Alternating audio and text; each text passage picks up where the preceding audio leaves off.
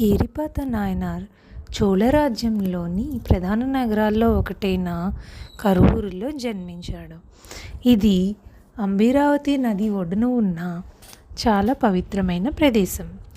ఈ నది ఒడ్డున సాధువులు మరియు ఋషులు తపస్సు చేస్తూ ఆధ్యాత్మిక ప్రకంపనలను ప్రసరింపజేస్తున్నారు. అక్కడ ఒక ప్రసిద్ధ ఆలయం కూడా ఉంది. ఇది రాజు మరియు ప్రజలపై తన కృపను కురిపిస్తున్న ప్రభువు పశుపతీశ్వరర్కు అంకితం చేయబడింది. వారందరూ సంతోషంగా ఉన్నారు. ఏరిపాత నాయనార్ ప్రతిరోజు గొప్ప విశ్వాసం మరియు భక్తితో ప్రభువు పశుపతీశ్వరర్ను పూజించేవాడు.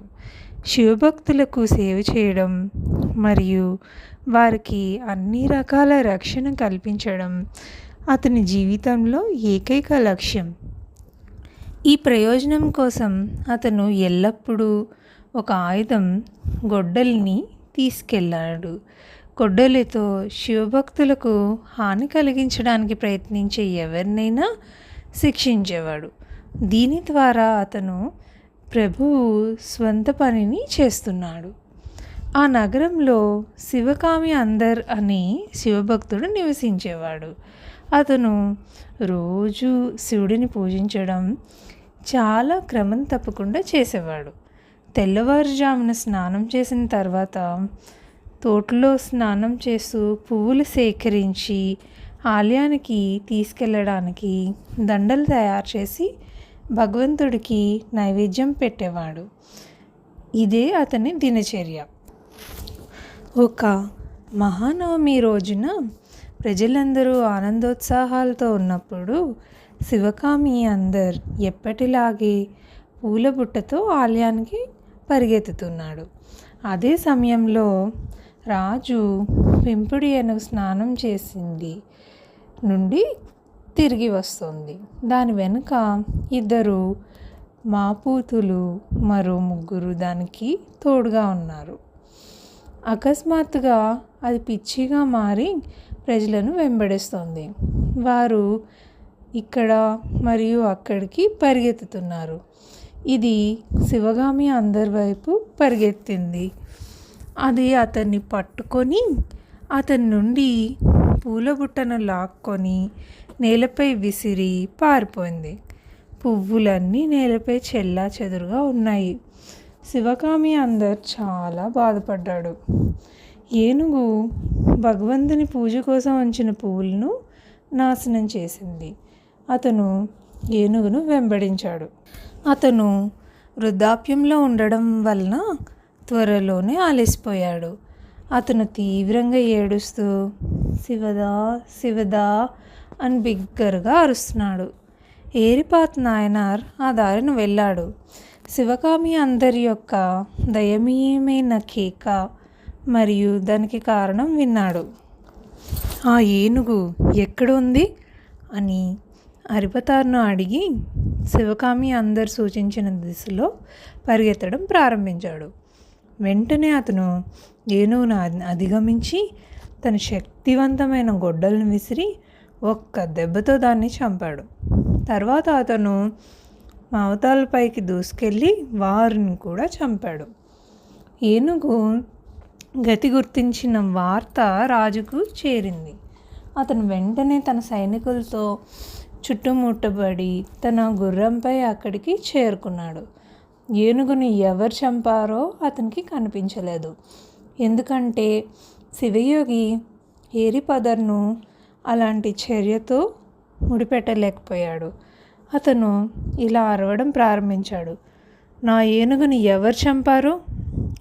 ఎవరో ఏరిపదర్ను చూపించినప్పుడు రాజు కోపం వెంటనే మాయమైపోయింది. ఎందుకంటే శివయోగి అలా చేసి ఉంటే దానికి చాలా సరైన కారణం ఉండేదని అతనికి తెలుసు. అతను దాన్ని ఆత్మరక్షణ కోసం చంపి ఉండాలి అని రాజు అనుకున్నాడు. మరియు ఏనుగు శివయోగికి ఎటువంటి హాని చేయలేదని సంతోషంగా ఉన్నాడు. అతను ఏరిపదర్ను ఉద్దేశించి ఇలా అన్నాడు. ఓ స్వామిన్, మీరు ఏనుగుని చంపారని నాకు తెలియదు. ఖచ్చితంగా ఏనుగు మరియు మాహట్లు మీకు కొంత హాని చేసి ఉండాలి మరియు మీరు వారిని సరిగ్గా శిక్షించారు. ఏరిపదర్ జరిగినదంతా రాజుకు వివరించాడు మరియు ఇలా అన్నాడు: ఏనుగు మరియు మాహట్లు శివాపరాధానికి దోషులు కాబట్టి నేను వారిని చంపాను. రాజు శివ అపరాధార అనే వ్యక్తీకరణ విన్న క్షణంలో అతను తీవ్ర మానసిక వేదనకు గురయ్యాడు. అతను ఏరిపదర్ పాదాలపై పడి ఇలా అన్నాడు: ఓ స్వామిన్, వారు చేసిన దానికి మీరు విధించిన శిక్ష సరిపోదు. నేను అలాంటి ఏనుగును మరియు అలాంటి మావటిని ఉంచుకున్న గొప్ప నేరం చేశాను. ఇప్పుడు మీ పవిత్ర ఆయుధమైన గొడ్డలి ద్వారా నేను మరణానికి అర్హుడిని కాదు. ఇదిగో నా సొంత కత్తి, దయచేసి దానితో నా తలను నరికివేయగలగాలి. ఈ మాటలు విని ఏరిపదర్ దిగ్భ్రాంతి చెందాడు. అతను కూడా పశ్చాత్తాపం చెందాడు. నేను రాజుకు ఎంత గొప్ప బాధ కలిగించాను, అతను ఎంత గొప్ప రాజు అని అతను అనుకున్నాడు. మరియు రాజు తనకు అనుగా శిక్షను అమలు చేయకూడదని అతను రాజు నుండి కత్తిని తీసుకున్నాడు.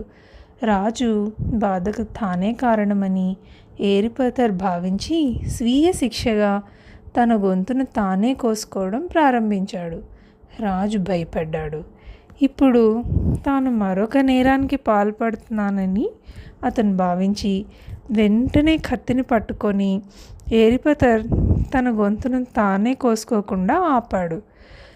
భగవంతుని లీల ముగిసింది.